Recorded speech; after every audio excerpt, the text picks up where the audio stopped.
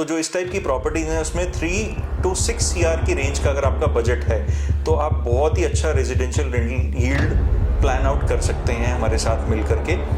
जो भी हम जिस मॉडल पे हम काम करते हैं जिससे हम 5 to 7% टाइप की रेंटल यील्ड्स अपने लिए और अपने क्लाइंट्स के लिए निकाल पा रहे हैं। No apartments, no builder floor. अगर आप रेजिडेंशियल रेंटल इनकम बनाना चाहते हैं, विजन आपका क्लियर है, आप एंड यूजर नहीं हो, आपको अपार्टमेंट में रहना नहीं है, बिल्डर फ्लोर में रहना नहीं है, सिर्फ रेंटल बनाना है, तो independent residential rental income is the best choice. ये प्रूवन है, इससे अच्छा रेंटल आपको कहीं नहीं मिलेगा। अपार्टमेंट्स और फ्लोर्स के रेंटल 2-2.5% की रेंटल यील्ड देते हैं। हाउएवर जो इंडिपेंडेंट रेजिडेंशियल बिल्डिंग की हम बात कर रहे हैं वो 5 to 7% तक का रेंटल देती है। That is equal to commercial. Absolutely. Residential rental income में इंडिपेंडेंट बिल्डिंग बनाने में अगर हमें इन्वेस्टमेंट करना है तो दो ही रास्ते हैं कि एक आप बनी बनाई ready to move in building खरीद लीजिए, रेजिडेंशियल रेंटल इनकम कोई बनी बनाई ढूंढें और वो खरीद लें, उसमें हम भी आपकी सहायता कर सकते हैं, और आप प्लॉट खरीद करके हमसे कंस्ट्रक्शन भी करवा सकते हैं। एक और चीज़ मैं अभी बताना चाहूँगा कि मैंने कंस्ट्रक्शन देखी है, मैंने इनके बिल्डर फ्लोर्स की कंस्ट्रक्शन देखी है, इनके पास सारी चीज़ों का टेप है, लाइक पूरा रैकेट है कि यहाँ से ये चीज़ हुई है, पहला नींव कब रखी थी एंड दूसरा लेंटर कब डला है, लेंटर के अलावा हाउ एवरीथिंग वाज प्रोसेस्ड। तो आपके पास वो सारी चीज़ें होंगी डिटेल में। हाउएवर एक प्लॉट खरीद करके उसे कंस्ट्रक्शन कराने में आपकी फ्लेक्सिबिलिटी बढ़ जाती है, जिसमें कि आप लोकेशन भी डिसाइड कर सकते हो और क्वालिटी ऑफ कंस्ट्रक्शन भी डिसाइड कर सकते हो। तो वहाँ डिसीजन मेकर आप हो। आप बिल्डिंग का मेकअप तो देख सकते हो, बट जो बेसिक इंफ्रास्ट्रक्चर है ना, फाउंडेशन से लेकर के वाटर प्रूफिंग कैसे हुई थी या स्लैब कास्टिंग कैसे हुई थी, 5.5 इंच का लिंटर डलना चाहिए, वो डला था कि नहीं डला था, सरिया जहाँ जहाँ जितना होना चाहिए था, रिंग्स ढंग से बेंड हुए थे कि नहीं हुए थे, बहुत सारे एस्पेक्ट होते हैं कंस्ट्रक्शन के। अगर आप एक ready to move in property की जगह प्लॉट खरीद करके कंस्ट्रक्शन कराने का प्लान आउट करते हो तो आप 30 to 50 lakhs आप अपना सेव कर सकते हैं। हे व्यूअर्स, आज का हमारा सब्जेक्ट है बहुत ही वैसे तो मज़ेदार है, बिकॉज हमने लास्ट 2 वीडियोस में हमने देखा आप लोगों ने काफ़ी प्यार दिखाया वीडियोस को एंड काफ़ी कॉल्स भी आए, कुछ विजिट्स भी हुए, तो थैंक यू फॉर दैट। लेकिन हम पिछले जो लास्ट 2 वीडियो के बारे में बात करेंगे तो उसके बारे में हम बात करते हैं कि लाइक हमने जो पहली वीडियो शूट करी थी वो थी पैसिव इनकम के बारे में, how we can produce a passive income. दूसरा सब्जेक्ट था कि हम रेंटल यील्ड कैसे लेकर आ सकते हैं अलग अलग क्षेत्र में, जैसे कमर्शियल प्रॉपर्टीज भी आती है, आपकी रेजिडेंशियल प्रॉपर्टीज भी आती है, लेकिन रेजिडेंशियल क्यों अच्छी है और क्यों इसमें आपको मैक्सिमम जूस निकल सकता है, मतलब कैसे किस तरीके से किस प्रोसेस से आपका मैक्सिमम जूस निकल सकता है आपका रेजिडेंशियल रेंटल यील्ड का, तो उसके बारे में बात करेंगे। तो हमने प्लॉटिंग के बारे में बात करी थी सचिन जी। हाय व्यूअर्स, आज हम फिर से रेजिडेंशियल रेंटल इनकम के बारे में बात करने जा रहे हैं, बट प्रीवियस टॉपिक से कुछ हटके है। हमने प्रीवियस वीडियोस में हिमांशु ने जैसा बताया कि कवर कर लिया है कि what is residential rental income and why residential rental income. अगर किसी को रेंटल इनकम बनानी है तो उसका फोकस रेजिडेंशियल रेंटल इनकम पे क्यों होना चाहिए। आज हम थर्ड एस्पेक्ट को कवर करने जा रहे हैं, व्हाट हो गया, वाई हो गया। आज थर्ड एस्पेक्ट है हाउ, कि कर कैसे सकते हैं। बिल्कुल, तो क्या प्रोसेस रहता है इसका हिमांशु? सबसे पहले एक इंसान को जिसको अपने लिए रेजिडेंशियल रेंटल इनकम बनानी है, उनका सबसे फर्स्ट तो विजन ये क्लियर होना चाहिए कि मेरे पास बजट कितना है उस इन्वेस्टमेंट के लिए, राइट। तो एक अपना बजट असर्टेन करिए, एनालाइज करिए कि मैं कितना बजट स्पेंड कर सकता हूँ। उसके बाद इंपॉर्टेंट रोल आता है कि आप एक अच्छा प्रोफेशनल रियल एस्टेट एडवाइजर को कंसल्ट करिए जो आपको अच्छे लोकेशंस पे प्लॉट दिखाएं, अच्छे लोकेशंस जहाँ पे अच्छे रेंटल्स आ सकें, अच्छी प्रॉपर्टी अप्रिसिएशन आ सके, ऐसी लोकेशन की प्रॉपर्टीज दिखाएं। उसमें हम भी आपकी सहायता कर सकते हैं क्योंकि यही हमारा काम है। हम property advisory on a case to case basis करते हैं, only for residential rental income. हमारा full time business residential rental income ही है। हम किसी और ट्रेड में एक्टिव नहीं है, बिकॉज फुल टाइम यही काम है हमारा। तो बेसिकली अगर हम बजट की बात करें तो अगर हम रेजिडेंशियल प्रॉपर्टी यहाँ पे देख रहे हैं गुड़गांव में और सेंटर ऑफ द लोकेशन जहाँ पे हमें मैक्सिमम जूस निकले रेंटल यील्ड का, करेक्ट, उसका बजट क्या रहना चाहिए और किस हिसाब से प्रॉपर्टी देखनी चाहिए? देखिए, जैसा हमने अपने प्रीवियस वीडियोस में आपको बताया कि छोटी इन्वेस्टमेंट जो हैं वो 60 गज, जो सबसे छोटा साइज है गुड़गांव में प्लॉट का, 60 स्क्वायर यार्ड से स्टार्ट हो जाती हैं। ओके। और 60 स्क्वायर यार्ड के प्लॉट्स के जो प्राइजेस हैं वो अलग अलग लोकेशंस पे वेरी करते हैं, समवेयर बिटवीन 1.8 1.9 CR से लेकर के और 2.5 CR तक भी। ये डिपेंड करता है कि कौन सा सेक्टर, कौन सा। आप सुशांत लोग 1 में 60 गज का प्लॉट 2.5 करोड़ का भी मिलता है। आप यही सुशांत लोग 2 में चले जाइए तो 60 गज का प्लॉट 2.25 करोड़ का भी मिलता है। तो बजट के अकॉर्डिंग हम लोकेशन और कंस्ट्रक्शन चीज़ें डिसाइड कर सकते हैं। एंड कहीं ना कहीं अगर मैं मिनिमम और मैक्सिमम रेंज की बात करूं तो जो इस टाइप की प्रॉपर्टीज हैं उसमें 3 to 6 CR की रेंज का अगर आपका बजट है तो आप बहुत ही अच्छा residential rental yield plan out कर सकते हैं हमारे साथ मिल करके। जो भी हम जिस मॉडल पे हम काम करते हैं जिससे हम 5 to 7% टाइप की रेंटल यील्ड्स अपने लिए और अपने क्लाइंट्स के लिए निकाल पा रहे हैं, we'll be happy to share that model with you. Okay, so basically अगर हम देखें एक क्लाइंट का बजट है 3 करोड़ का जी, तो वो 3 करोड़ में क्या चीज देखेगा, किस प्रोसेस के थ्रू जाएगा, क्या इसमें प्रोसेस का टाइम लगेगा? जी, बहुत ही अच्छा 60 स्क्वायर यार्ड की बिल्डिंग रेडी हो जाती है अगर बजट 2.5 से 3 करोड़ के बीच में है। जिसमें कि आराम से 1 आवर के इसके सेट बन जाते हैं। कैसे क्या डिटेल में हम अपने अगले वीडियोस में कवर करेंगे, बट मोटा मोटा ये कह सकते हैं कि 2.5 से 3 करोड़ की रेंज का अगर बजट है तो रेंटल इनकम क्रिएट की जा सकती है। और अगर यही हम 80 स्क्वायर यार्ड या 100 स्क्वायर यार्ड की बात करें तो आपका बजट कुछ 4 to 6 CR के बीच में होना चाहिए अगर हमें थोड़े और बड़े साइज में और बेटर रेंट्स प्रोड्यूस करने हैं तो बहुत अच्छा रेंटल्स उसमें से ड्रॉ किया जा सकता है। तो बेसिकली बजट शुरू हो जाता है 3 करोड़ से एंड फर्दर आप जाता है 5 करोड़ 6 करोड़ तक का एंड अच्छी रेंटल लीड ला जाती है। Absolutely. तो हम इसमें जैसे आपने मेरे को बताया कि कैसे रिसर्च वर्क होता है, इसमें कैसे प्रॉपर्टी सर्च करी जाती है जी, किस प्रोसेस के थ्रू एक बायर जाता है, वो एक क्लियरिटी कैसे रहेगी? सो बेसिकली वो सब प्रोसीजर्स हम 1-to-1 मीटिंग्स पे कस्टमर के साथ बैठ करके बातचीत कर सकते हैं। वंस आप में से किसी को भी अगर इस सब्जेक्ट में इंटरेस्ट हो और आप यदि अपने लिए रेंटल इनकम प्रॉपर्टीज बनाने के बारे में सोच रहे हैं, रेजिडेंशियल रेंटल इनकम बनाने के बारे में सोच रहे हैं, तो डेफिनेटली आप हमसे कनेक्ट करें, आए मिलें, हम आपको सारी गाइडेंस बैठ करके समझा देंगे and will try our best कि आपको अच्छे से अच्छा एडवाइस दें और आपकी रेजिडेंशियल रेंटल इनकम बनाने की और पैसिव इनकम बनाने की जर्नी में आपका पूरा साथ दें। ऑल्सो एक और चीज पूछना चाहूंगा मैं कि जैसे फॉर एग्जांपल हमने प्लॉट देख लिया, एक क्लाइंट ने आए, उन्होंने रिक्वायरमेंट बताई कि हाँ मेरा बजट 100 गज का है, मैंने इस टाइप की कंस्ट्रक्शन क्वालिटी करनी है, या कंस्ट्रक्शन क्वालिटी हमारी जो रहेगी वो एक स्केल तक ही रहेगी या मोल्ड कर सकते हैं अकॉर्डिंग टू द बजट? देखिए हिमांशु, कंस्ट्रक्शन क्वालिटी की जब बात करते हैं ना तो वहाँ पे कस्टमर के बजट के अनुसार प्लानिंग की जा सकती है। बेयर मिनिमम की बात करें तो एक बेसिक फीचर्स के साथ जो कंस्ट्रक्शन आजकल की जा रही है करीब करीब 2,500 रुपए के आसपास पर स्क्वायर फीट कॉस्टिंग आती है कंस्ट्रक्शन की, राइट। अगर कोई टेक्निकल भाषा नहीं समझते तो ये 2,500 रुपए स्क्वायर फीट का क्या मतलब होता है, हम बैठ करके 1-to-1 आपको पूरा अंडरस्टैंडिंग उसका दे सकते हैं। बेसिकली सिंपल टर्म्स में एक एरिया कवरेज है, जितना एरिया आप कवर कर रहे हो मल्टीप्लाइड बाय 2,500 रुपीज से आप मल्टीप्लाई करेंगे तो टोटल बजट निकल करके आ जाता है कि कितना कंस्ट्रक्शन में स्पेंड होगा और उसमें क्या क्या मिलेगा, वो सब चीजें डिसाइड हो जाती हैं पहले ही। एंड हमारे पास ऑप्शंस क्या क्या है रेजिडेंशियल प्रॉपर्टीज में?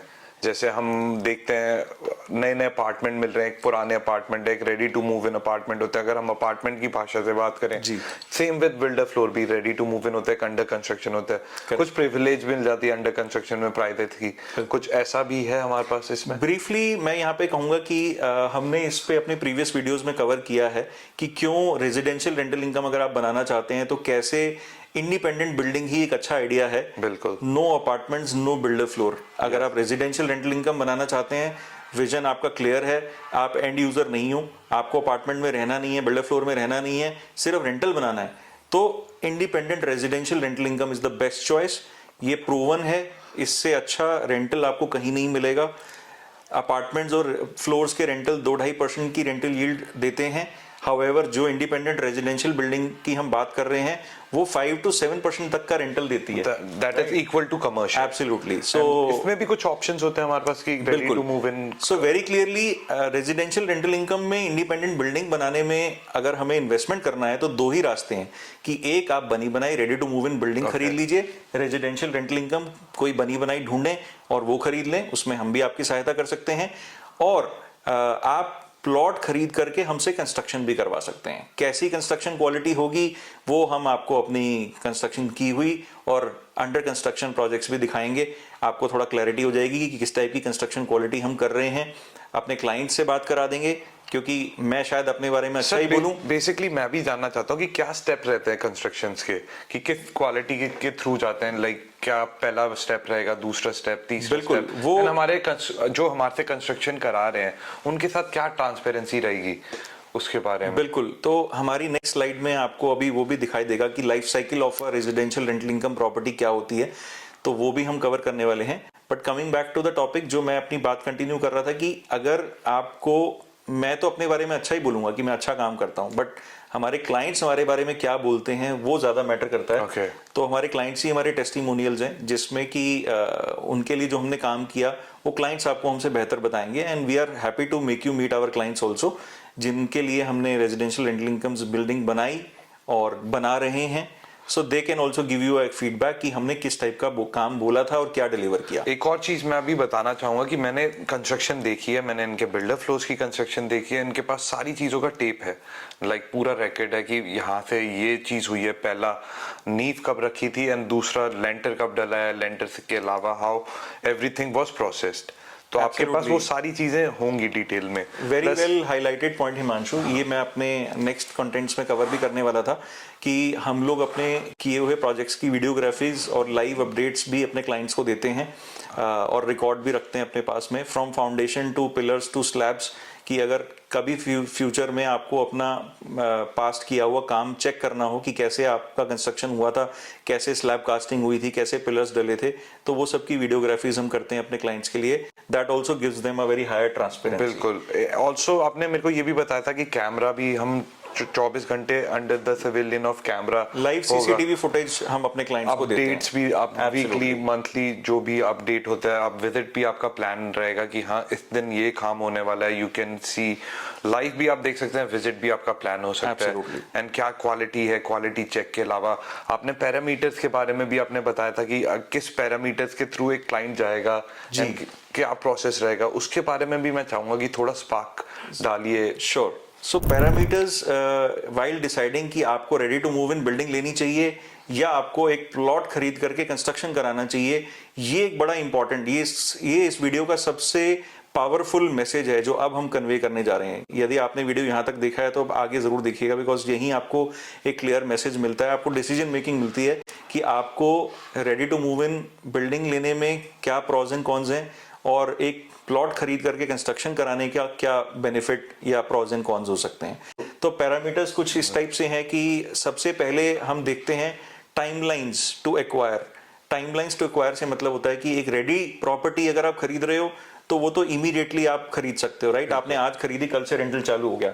हाउएवर आप अगर एक प्लॉट खरीद करके उसे कंस्ट्रक्शन कराने का प्लान करते हैं तो वहां आपका जो होराइजन होना चाहिए वो 12 से 14 महीने का होना चाहिए, बिकॉज प्लॉट खरीद करके और उसका ट्रांजैक्शन ओनरशिप पूरा होने के बाद फिर आप कंस्ट्रक्शन के अप्रूवल्स लेते हैं, ये सब काम करने में 12 से 14 महीने का वक्त लग जाता है। Next, location. लोकेशन के मामले में जब आप एक ready to move in property खरीदते हो तो आपके पास चॉइसेस कम होती हैं कि शायद आपको लोकेशन पसंद आ गई तो हो सकता है आपको प्रॉपर्टी पसंद ना आए, आपको प्रॉपर्टी पसंद आ गई तो हो सकता है आपको लोकेशन पसंद ना आए या कोई फीचर्स पसंद ना आए। हाउएवर एक प्लॉट खरीद करके उसे कंस्ट्रक्शन कराने में आपकी फ्लेक्सिबिलिटी बढ़ जाती है, जिसमें कि आप लोकेशन भी डिसाइड कर सकते हो और क्वालिटी ऑफ कंस्ट्रक्शन भी डिसाइड कर सकते हो। तो वहां डिसीजन मेकर आप होते हो, बिकॉज कस्टमाइजेशन आपकी नीड और आपकी अंडरस्टैंडिंग के अकॉर्डिंग या हमारी एडवाइस के अकॉर्डिंग की जा सकती है। Sir, ready to move in property में मैं ये जानना चाहूंगा कि इवन काफी क्लाइंट्स भी जानना चाहेंगे कि ready to move in properties की क्वालिटी चेक कैसे करी जाए। अगर रेडी टू मूव इन कोई प्रॉपर्टी मिल रही है इसमें और कोई क्लाइंट चाहता है कि रेडी टू मूव इन ही चाहिए, चाहे थोड़ा पैसा ज्यादा भी लग जाए। हिमांशु, हर किसी का अपना ऑब्जेक्टिव होता है। कोई क्लाइंट्स कहते हैं कि हमें तो इमीडिएट रेंटल इनकम चाहिए, तो वहां पे ready to move in property ही एक चॉइस होती है। बट क्वालिटी चेक का जो आपने पॉइंट बोला वो थोड़ा सा डिफिकल्ट टू असर्टेन हो जाता है, बिकॉज एक बिल्डिंग रेडी होने के बाद आप पिलर्स खोल करके ये चेक नहीं कर सकते कि सरिये पूरे डले हुए हैं कि नहीं डले हुए हैं, जहां जहां एज पर ड्राइंग जो बोला गया था वो काम हुआ है कि नहीं हुआ है, उतने स्टील उतना बिल्डिंग में डला हुआ है कि नहीं डला हुआ। तो कुछ ऐसी चीजें होती हैं। हर टाइप के लोग होते हैं, काम करने वाले लोग, अच्छे लोग भी बहुत हैं और अच्छा ना काम करने वाले लोग भी बहुत हैं, जिसमें चीजें ऐसी हो जाती हैं कि लोग थोड़ा बेसिक इंफ्रास्ट्रक्चर में या इन चीजों में कुछ कमी कर देते हैं। तो very difficult to find out कि आप बिल्डिंग का मेकअप तो देख सकते हो, बट जो बेसिक इंफ्रास्ट्रक्चर है ना, फाउंडेशन से लेकर के वाटर प्रूफिंग कैसे हुई थी या स्लैब कास्टिंग कैसे हुई थी, 5.5 इंच का लिंटर डलना चाहिए, वो डला था कि नहीं डला था, सरिया जहां जहां जितना होना चाहिए था, रिंग्स ढंग से बेंड हुए थे कि नहीं हुए थे, बहुत सारे एस्पेक्ट होते हैं कंस्ट्रक्शन के। ये सब चीजें हम आपको मिलकर के एक्सप्लेन कर सकते हैं। तो ये क्वालिटी चेक करना रेडी टू मूव इन में थोड़ा डिफिकल्ट है। हाउएवर जब हम एक नया प्लॉट खरीद करके कंस्ट्रक्शन करवा रहे हैं तो हम अपनी आंखों के सामने सब चीजें देख सकते हैं लाइव, तो वो ज्यादा बेटर है। वो ज्यादा बेटर है बिकॉज वहां आपके सामने ज्यादा ट्रांसपेरेंसी होती है और आप ज्यादा क्लैरिटी से अपनी उस इन्वेस्टमेंट के बारे में प्लान आउट कर सकते हैं। एंड फिर अगला स्टेप आपका क्वालिटी चेक हो गई, एंड देन आपका लाइक फाइनेंशियल्स जो आप बता रहे थे मेरे को। फाइनेंशियल बेसिकली जो सबसे rental- मोस्ट इम्पैक्टफुल पॉइंट है इस वीडियो का, जिसमें कि अगर हम एक ready to move in property खरीदते हैं तो जाहिर सी बात है जिसने प्लॉट खरीदा था, किसी ने जिससे आप खरीदोगे उसने प्लॉट खरीदा था, फिर उसने कंस्ट्रक्शन की, फिर उसने उस पर अपना टाइम लगाया, एफर्ट्स लगाए, तो जाहिर सी बात है आप उसे आज उसकी प्रेजेंट मार्केट वैल्यू जिसमें उसकी कॉस्ट, कंस्ट्रक्शन, प्लॉट की कॉस्ट, उसका टाइम वैल्यू, उसका कॉस्ट ऑफ फंड्स और सब मिलाकर के उसका प्रॉफिट भी आप उसे देने के लिए मजबूर हो जाओगे। बिकॉज आप जब एक रेडी चीज खरीद रहे हो तो उसका एक प्रीमियम पे करना पड़ता है आपको, राइट? हाउएवर अगर आप एक प्लॉट खरीद करके कंस्ट्रक्शन प्लान आउट करते हैं तो वो जो प्रीमियम है ना, वो 15-20% का प्रीमियम एक अच्छा खासा अमाउंट बन जाता है। अगर मैं आपको एग्जांपल दूं तो अगर आप 4-5 करोड़ की इन्वेस्टमेंट की बात कर रहे हो तो आप 30 से 50 लाख रुपए तक सेव कर सकते हो अगर आप एक ready to move in property की जगह प्लॉट खरीद करके कंस्ट्रक्शन कराने का प्लान आउट करते हो तो आप 30 to 50 lakhs आप अपना सेव कर सकते हो। तो ये तो हमेशा से बेटर ही प्रपोजल रहेगा, क्योंकि अगर आप 50 लाख रुपए सेव भी कर रहे हो और रेंटल से कैलकुलेट भी करते हो तो आपका बैलेंस आउट भी नहीं होता है, आप पैसा बचा ही रहे हो प्लॉट लेकर कंस्ट्रक्ट कराकर। ये तो बेस्ट ही रहेगा एक बायर के लिए। बिल्कुल हिमांशु, ना केवल पैसा बचेगा बल्कि अप्रिसिएशन के पॉइंट ऑफ व्यू से जो एक होता है ना कि आपने इन्वेस्ट किया पैसा तो इमीडिएटली आप देखते हो कि मुझे क्या अप्रिसिएशन मिल रहा है। Ready to move in property खरीदोगे तो आप पहले ही प्रीमियम पे कर चुके हो तो उसमें अप्रिसिएशन आने में लगेगा 1-1.5 साल 2 साल, उसके बाद आपको अप्रिसिएशन दिखेगा। हाउएवर आपने एक प्लॉट खरीदा और कंस्ट्रक्शन कराया तो आपको डे 1 से डे 0 से अप्रिसिएशन मिलना स्टार्ट हो जाता है, बिकॉज आपने प्लॉट खरीद लिया, प्लॉट बढ़ रहा है, फिर आपने कंस्ट्रक्शन की, कंस्ट्रक्शन करके वैल्यू ऐड करी, फिर उसको रेंट आउट किया और रेंट आउट करने के बाद जब आप एक बिजनेस मॉडल बना देते हो उसको, फिर वो प्रॉपर्टी नहीं रह जाती, फिर वो एक बिजनेस मॉडल बन जाता है। जब आप एक प्री लीज्ड एसेट को रेडी करके किसी को सेल आउट करते हो तो उसमें अप्रिसिएशन के चांसेस भी as compare to a ready to move in property ज्यादा हो जाते हैं आपके। एंड मैंने आपकी बिल्डिंग में भी खासकर देखा है कि आप सोलर पैनल्स के थ्रू भी वी आर जनरेटिंग इनकम।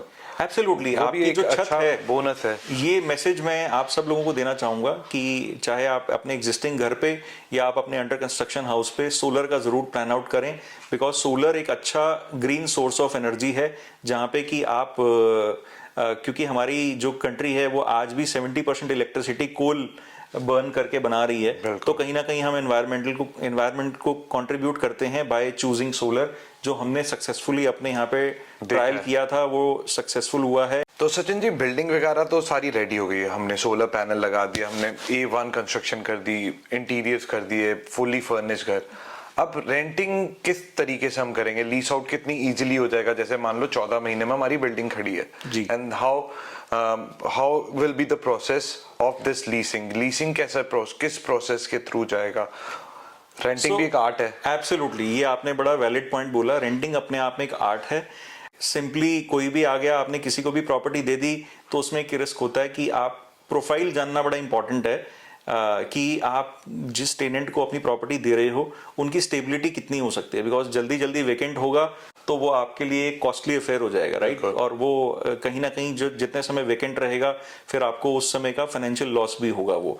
तो हमें बड़े केयरफुली अपना टेनेंट्स को चूज करना होता है इस टाइप की प्रॉपर्टीज के लिए, जिसमें हम प्रेफर करते हैं कि अगर हस्बैंड वाइफ दोनों वर्किंग हैं तो वो और स्टेबल इन नेचर टेनेंट्स होते हैं।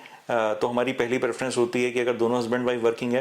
प्लस हम टेनेंट ये रेंटिंग करते कैसे हैं? सबसे पहले तो मैं आपको बताना चाहूंगा कि हमारा 2000 से ऊपर ब्रोकर्स का एक नेटवर्क है जिनसे हम कनेक्टेड हैं, व्हाट्सएप ग्रुप्स के थ्रू या फोन कॉल्स के थ्रू, और हमारी जहां भी साइट्स बनती हैं हमारी प्रॉपर्टीज बनते ही रेंट आउट हो जाती हैं। मैंने देखा भी है ये। बिलीव मी कि हमें अपने यहाँ पे इवन टू लेट का कोई बोर्ड भी लगाने की जरूरत नहीं पड़ती, and the moment property is ready हमारे पास पहले ही प्री बुकिंग्स आ जाती हैं। बिकॉज जो क्वालिटी और जो क्लास हम बनाने की कोशिश करते हैं, इस टाइप की चीज़ें मार्केट में कम हैं। हमारे ही एग्जिस्टिंग टेनेंट्स ही हमें अपने फ्रेश रेफरेंसेस दे देते हैं। That is also a bonus. Absolutely. तो ब्रोकर नेटवर्क है, डिजिटल मार्केटिंग का हम यूज़ करते हैं, कभी कभी ज़रूरत पड़ती है तो, कि अगर आपने मतलब जब टाइमली आप रेंट आउट करने का मैसेज कन्वे करना चाहते हैं तो आप फेसबुक एड्स और इंस्टाग्राम एड्स के थ्रू भी हम कन्वे कर देते हैं और इजीली हमारी बुकिंग्स हो जाती हैं। So choosing a stable tenant basically itself is a subject. It's not everybody's cup of tea. So stable nature के tenant choose करने में भी समय जाता है, आपको बहुत सारे पैरामीटर्स देखने होते हैं कि क्या क्या चीज़ों का ध्यान रखना है। तो वो हम कर देंगे आपको। वो हम करते हैं अपने एग्जिस्टिंग बिल्डिंग्स में, ताकि लंबे समय के लिए टेनेंट्स बने रहें। जितने लंबे समय के लिए बने रहेंगे उतनी स्टेबिलिटी और रेंटल इनकम आपकी कंसिस्टेंसी चलती रहेगी। ऑल्सो एक और चीज हो गई कि चलो ठीक है, टेनेंट अच्छे आ गए हमारे पास, उनको सर्विसेज क्या मिलेगी? हमारे जो भी लोग रह रहे हैं इस प्रेमिसेस में, what kind of services they are getting? Like आप कहते हैं 24 घंटे बैकअप मिलेगा, लाइट एंड इलेक्ट्रिसिटी का, वाटर सप्लाई का आपको पूरा बैकअप मिलेगा, और क्या क्या चीजें हैं? मतलब मोस्टली हम ये चीजें ऑटोमेट कर देते हैं, फ्रॉम वाटर सप्लाई, जिसमें कि किसी को मोटर ऑन ऑफ करने की जरूरत नहीं पड़ती। आजकल इस चीज की ऑटोमेशन अवेलेबल हैं, हम वो करके देते हैं कि किसी के ऊपर इसकी रिस्पॉन्सिबिलिटी ना रहे। सिक्योरिटी, सीसीटीवी कैमरास प्लस एक केयरटेकर अपॉइंट करना, ये सब चीजें भी हम करके देते हैं। And hand holding till at least 6 months from the date of possession. आपकी बिल्डिंग बन गई, हमने उसे रेंट आउट कर दिया, अब हमने आपको पोजेशन दे दिया, तो ऐसा नहीं कि हमने आपको वहाँ पे अकेला छोड़ दिया। वहाँ भी हम आपको हैंड होल्ड करते हैं कि अगले 6 महीने आपको सिखाते हैं या उसे मैनेज करते हैं कि अगर कोई प्रॉब्लम आती है किसी प्रकार की, क्योंकि बिल्डिंग हमने बनाई है तो हमें पता है कहाँ पे क्या कोई छोटी मोटी सर्विस रिपेयर की दिक्कत आ जाती है, कोई टीदिंग इश्यूज होते हैं। जब भी कोई नई बिल्डिंग बनती है तो कोई छोटे मोटे इश्यूज आते हैं, छोटे मोटे वियर्ड एंड नेक्स्ट 6 months तक हम हैंड होल्डिंग देते हैं। ना केवल आपको, अगर आपने हमसे बिल्डिंग बनवाई, तो बल्कि इवन आपके टेनेंट्स को भी अगर कोई सर्विस की जरूरत पड़ती है तो वो सब चीजें हम इन हाउस मैनेज करते हैं। ओके, सो हमारी कंस्ट्रक्शन क्वालिटी पे तो मेरे को डाउट नहीं है, I have seen the construction, उस पे कोई डाउट नहीं है, मैंने पूरा प्रोसेस भी देखा है। और अब बोल ही देते हैं कि वाई टू चूज अस, क्यों हमें चूज करना चाहिए इसके बारे में, कि हम अगर आपको प्लॉट दिलाते हैं, पूरे एंड टू एंड सर्विस देते हैं, एक नॉमिनल फीस लेंगे उसके लिए हम। एंड सचिन जी, आप बताइए कि how will be the process of this, कि why they should choose us? Important and valid question है कि ये सब चीजें आपको बता दी, और अब ये सब चीजें जानने के बाद आप हमें क्यों चूज करें, क्या अलग है हम में? बिल्कुल। तो सबसे पहला और इम्पोर्टेंट पॉइंट ये है कि आपको यहाँ बहुत सारे लोग मिल जाएंगे जो कहेंगे कि हम भी कंस्ट्रक्शन आपको करके दे देंगे, बट पॉइंट ये है, तीसरा बंदा कर रहा है सर। एब्सोल्युटली, है ना? पॉइंट ये है कि हम फुल टाइम इसी बिजनेस में हैं, राइट? ये हमारा साइड बिजनेस नहीं है, मेन बिजनेस है। नंबर 2, हमारा खुद का बैकग्राउंड है कंस्ट्रक्शन का, ऑलमोस्ट 12-13 ईयर्स मुझे पर्सनली हो गए, मेरे फैमिली को ऑलमोस्ट 35 to 40 ईयर्स हो गए। एंड इन हाउस हमारी सारी टीम्स हैं, from electricity to plumbing to आपका सिविल वर्क से लेकर के और आपकी पेंटिंग, कारपेंटर, एवरीथिंग। तो इन हाउस हमारी टीम्स हैं। And even the architecture is in house, we have architecture in the team on board, जिसमें कि सारा उनका लेआउट्स वगैरह डिजाइन करना, उनके एलिवेशन डिजाइन करना, ये सब चीजें सब, मतलब हमारी डिपेंडेंस बाहर थर्ड पार्टीज पे कम है, इन हाउस अपनी टीम्स पे ज्यादा है। एंड फुल टाइम बिजनेस होने की वजह से हम कहीं ना कहीं अपने काम को और अपने क्लाइंट्स को जस्टिस कर पाते हैं by zero compromise on the construction quality and zero compromise on the raw materials that we use for the construction. Skilled labour and skilled teams हमारे पास में हैं जो सालों से यही काम करती आ रही हैं। हमें उनको समझाने में ज़्यादा मेहनत नहीं करनी पड़ती कि आपको किस तरीके से इन ड्राइंग्स को एग्जीक्यूट करना है। And end to end solution approach है हमारा। प्लॉट खरीदने से लेकर के अप्रूवल्स लेना, कंप्लायंसेस करना, उसका आर्किटेक्चर कराना और फिर आपको उसका कंस्ट्रक्शन करना, कंस्ट्रक्शन करने के बाद उसे रेंट आउट करना और फिर ये सारे उसको हैंड ओवर करके बिल्डिंग को रनिंग में ला करके आपको हैंड ओवर करना, ये हमारी अप्रोच है। And that's why I feel we are different than lot of other people.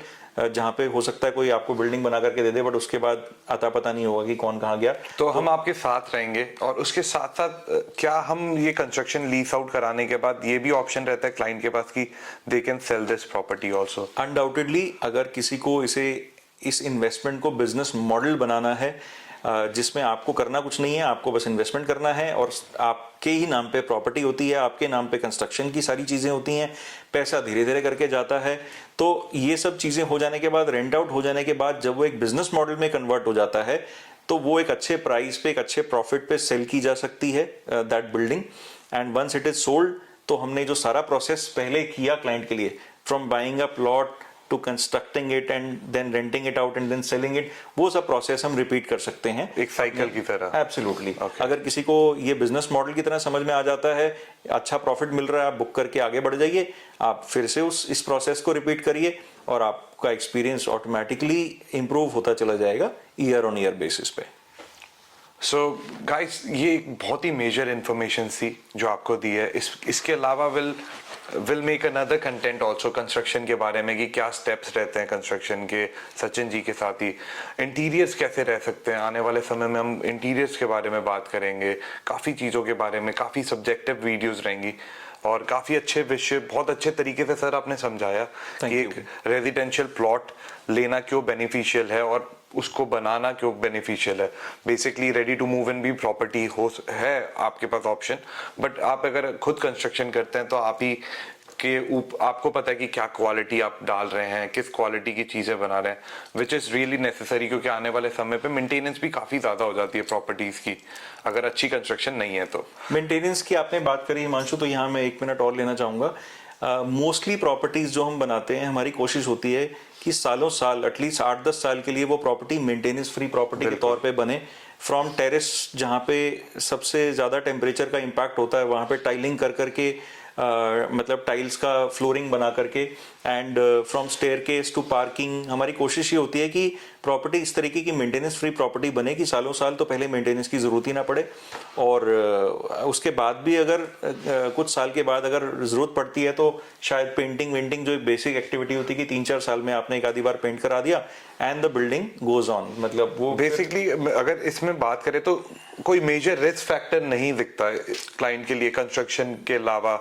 जैसे हम देखते हैं कि कोई नए प्रोजेक्ट में हमने इन्वेस्ट कर दिया और हमने किसी बिल्डर पे इन्वेस्ट कर दिया, तो हमारी सारी डिपेंडेंसी रहती है बिल्डर पे। 2 रेरा आ चुका है, सारी चीजें हो चुकी हैं, लेकिन फिर भी हमें कहीं ना कहीं एक डाउट रहता है कि कंस्ट्रक्शन रुके ना। इस टाइप की इन्वेस्टमेंट में वैसे तो हिमांशु मैं ये कहूंगा कि ऐसा कोई इन्वेस्टमेंट नहीं होती जिसमें कोई रिस्क नहीं हो। आप इवन एक एफडी कर रहे हो या आप कहीं भी किसी भी चीज में इन्वेस्ट कर रहे हो, बिना रिस्क के तो कोई रिटर्न बनता नहीं है। बट हाँ, इस टाइप की इन्वेस्टमेंट में रिस्क काफी कम हो जाता है, बिकॉज नंबर 1 प्लॉट आपके नाम पे है, कोई पोजेशन का थ्रेट नहीं है कि आपको पोजेशन मिलेगा कि नहीं मिलेगा, बिकॉज प्लॉट के ओनर आप होते हो। कंस्ट्रक्शन का पैसा आपको कंस्ट्रक्शन लिंक्ड देना है, धीरे धीरे देना है, तो उसमें भी कोई थ्रेट नहीं है कि कोई आपका पैसा लेकर के भाग जाएगा। अल्टीमेटली आपके सामने कंस्ट्रक्शन की प्रोग्रेस हो रही है, आप धीरे धीरे करके पैसा रिलीज करेंगे, कंस्ट्रक्शन होती चली जाएगी, एंड उसमें भी टाइमलाइंस होती हैं कि इतने टाइम में इतनी चीजें बन करके तैयार हो जाएंगी। तो हमारी जो अप्रोच है वो टाइमलाइन ओरिएंटेड अप्रोच है।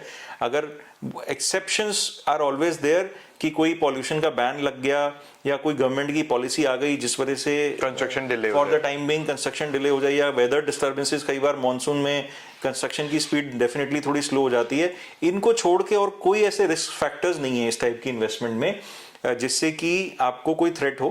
तो कोई मेजर रिस्क नहीं है। बट हाँ, आपको एग्जीक्यूशन में कभी कभी होता है कि लेबर की मूवमेंट्स हैं, किसी सेलिब्रेशन या किसी फेस्टिव सीजन के समय पे लेबर की अवेलेबिलिटी कम है तो थोड़ी प्रोजेक्ट की स्पीड स्लो हो जाती है। वो सभी के साथ होगा, वो सबके साथ होता है। बट ओवरऑल 12 से 14 महीना जो हम लोग बोलते हैं ना, ये 12 से 14 महीने के अंदर अंदर 1-1.5 महीना डिस्टर्बेंसेस हम लोग काउंटर इन करके चलते हैं, फैक्टर इन करके चलते हैं। जैसे अभी पोल्यूशन का चल रहा है, कंस्ट्रक्शन रुकी हुई है। यस, करंटली पिछले 20-22 दिनों से कंस्ट्रक्शन पे बैन लगा हुआ है पूरे दिल्ली एनसीआर में, ग्रैप 4 के रूल्स लगे हुए हैं, तो अभी फिलहाल कंस्ट्रक्शन बंद है।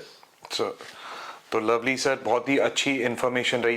तो अगर आप लोग इंटरेस्टेड हैं जड़ से प्लॉट लेकर कंस्ट्रक्ट कराने में, और एक मैक्सिमम 6% का आरओआई, 6%, 7%, 5 to 7% एवरेज आप मान सकते हैं, डिपेंड करता है हम कहाँ कैसे प्लॉट लेकर के कैसे। और सर ये बहुत ही बढ़िया है, मतलब 5 से 7% का आरओआई आपको कमर्शियल में मिलता है। कमर्शियल जितना आपको आरओआई एक रेजिडेंशियल में मिल रहा है इन एक सेफ इन्वेस्टमेंट, इससे बढ़िया कोई चीज आई डोंट थिंक कोई है। अगर आप देखें, चाहे आप मॉल्स में भी देखेंगे तो कमर्शियल आपको 99 या 90% कमर्शियल आपको हिट नहीं दिखेंगे। बहुत रेयरली कमर्शियल मिलेगा। एक तरीके से लाइक डेवलपर पे भी डिपेंड करता है, but this is totally different thing और आपको 100% सेफ्टी मिलती है। फिर एक बात और भी आ जाती है ना, वो डाइवर्सिफिकेशन वाला एंगल जो हमने अपने प्रीवियस वीडियो में भी कवर किया था। ब्रीफली अगर मैं बताऊं तो कमर्शियल में अगर आपने एक टेनेंट बिल्कुल लिया हुआ है आपकी प्रॉपर्टी के ऊपर में, एक टेनेंट है जिसने ऑक्यूपाई की हुई है प्रॉपर्टी के, यहाँ पे आपके 4 डिफरेंट फ्लोर्स में 4 डिफरेंट टेनेंट्स हैं, तो आपकी रिस्क डाइवर्सिफाई हो जाता है कि कभी किसी सिचुएशन में अगर वेकेंट होता है तो आपकी पूरी प्रॉपर्टी खाली नहीं है, पूरा किराया आना बंद नहीं हो जाएगा। मे बी 20-25% अगर आपका एक फ्लोर कभी खाली हो जाता है उसके भी रिप्लेसमेंट जल्दी मिल जाते हैं, बिकॉज टिकट साइज छोटा होता है। तो रिस्क फैक्टर्स हर एंगल से इसमें रिस्क फैक्टर्स बहुत मिनिमल हैं, बहुत कम है। नेचुरल डिजास्टर ही रोक सकता है, बाकी कोई नहीं रोक सकता आपको। करेक्ट। तो आज मैं कहूंगा कि अगर आपको हमारा कंटेंट अच्छा लगा हो तो प्लीज हमारे वीडियो को लाइक करिए, बेल आइकन को दबाना ना भूलिए, शेयर करिए, शेयर जरूर करिए, क्योंकि ये हमने सभी लोगों के लिए बनाया। आप इंडिया में कोई भी लोकेशन पे आप प्रॉपर्टी सर्च कर कंस्ट्रक्शन कर सकते हैं जहां पे ऐसा ROI है। Absolutely. तो ये एक सब्जेक्टिव वीडियो था। Thank you very much. Thank you so much. Thank you for watching it.